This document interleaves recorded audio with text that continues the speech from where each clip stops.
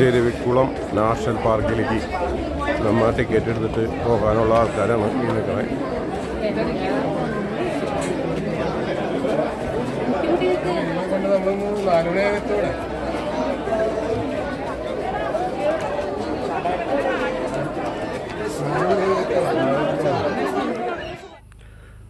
ഭയങ്കര തിരക്കായിരുന്നു ഞങ്ങൾ പോയ ദിവസം.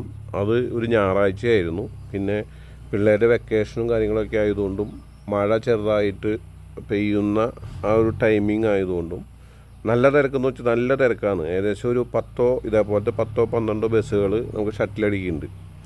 അപ്പോൾ ഏകദേശം ഇവിടെ നിന്ന് ഈ നാഷണൽ പാർക്ക് എന്ന് പറഞ്ഞ സ്ഥലത്തേക്ക് ഏകദേശം 6 കിലോമീറ്ററാണെന്ന് അവർ ചോദിച്ചപ്പോൾ പറഞ്ഞത്.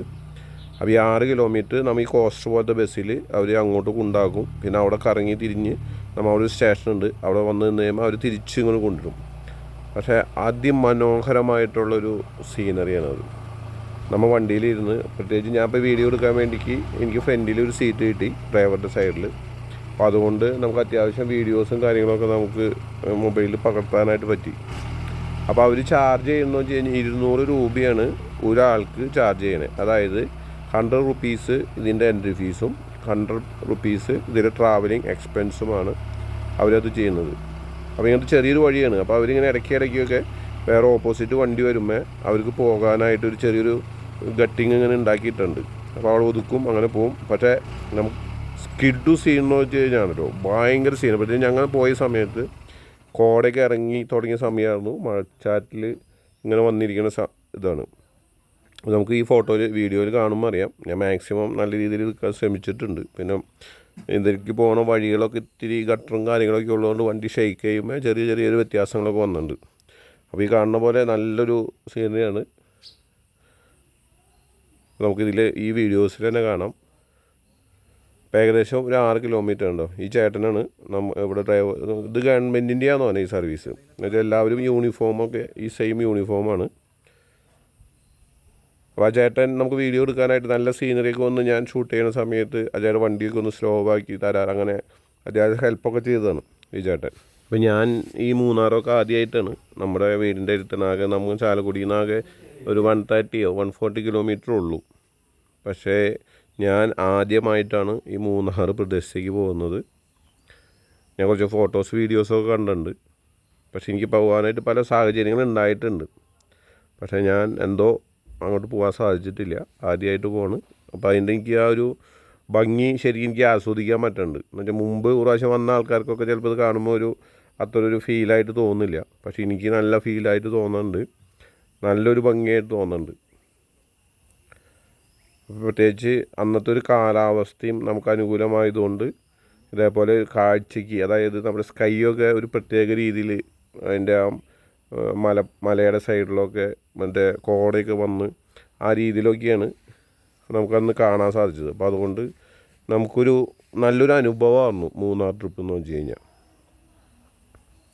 അപ്പോൾ ഞാനും എൻ്റെ സിസ്റ്റർ ഫാമിലി അവരെല്ലാവരും കൂടിയിട്ടൊക്കെയാണ് പോയത്. പിള്ളേരും എല്ലാവരും ഉണ്ടായി. അവരെല്ലാവരും നല്ല രീതിയിലൊക്കെ എൻജോയ് ചെയ്തു. നിങ്ങൾക്ക് ഈ വീഡിയോസിൽ കാണുമ്പോൾ തന്നെ അറിയാം. സ്കൈയൊക്കെ നല്ല ബ്ലൂ കളറും മറ്റേ കോടയൊക്കെ ഇറങ്ങി തുടങ്ങാവുന്ന ആ ഒരു സ്റ്റൈലിലേക്കാണ് വന്നേക്കണേ.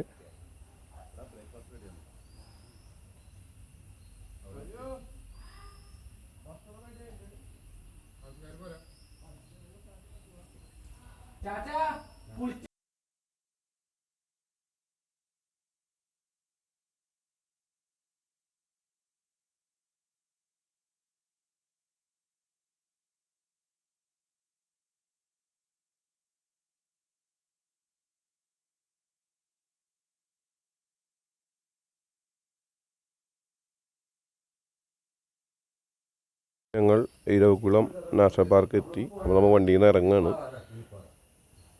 അപ്പോൾ ഏകദേശം ഒരു വണ്ടിയിൽ ഏകദേശം 28 പേര് 30 പേരോളാണ്. കറക്റ്റ് സീറ്റിങ്ങിനുള്ള ആൾക്കാരാണ് കയറ്റുന്നത്.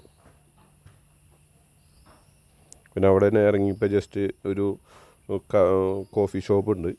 അത്യാവശ്യം റേറ്റ് ഉണ്ട്, എന്നാലും നമുക്ക് നല്ല പപ്സ്, ചൂടൻ പപ്സ്, നല്ല കേക്ക്, അങ്ങനത്തെ ഒരു ചെറിയ സ്നാക്സ് ഐറ്റംസാണ് ഉള്ളത്.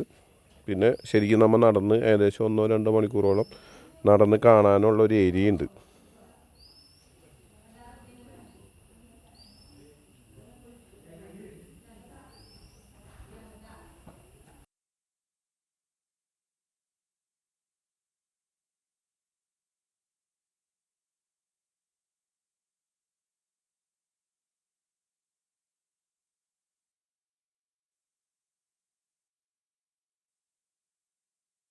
ഞങ്ങൾ ഇരവിക്കുളം നാഷണൽ പാർക്കിൻ്റെ ഏറ്റവും ടോപ്പിലാണ് ഇപ്പോൾ നിൽക്കുന്നത്.